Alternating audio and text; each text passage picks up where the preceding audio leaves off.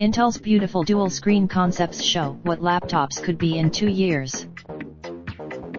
Laptops have gotten thinner and smaller, but their basic design hasn't really radically shifted. Intel thinks that will change within 2 years.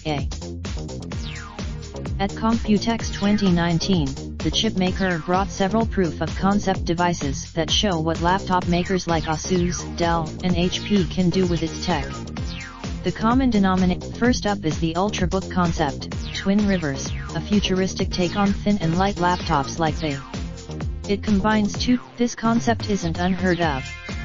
Lenovo's Yoga Twin Rivers works in laptop form, tent form, and cookbook form, the latter of which Intel showed off with a comics app.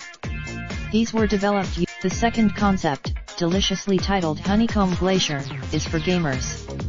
It combines the most impressive feature is eye tracking. The second display, dual-screen gaming laptops are already a reality. The newest above the. However, unlike Twin Rivers, Intel wouldn't say when we can expect something like this on the market.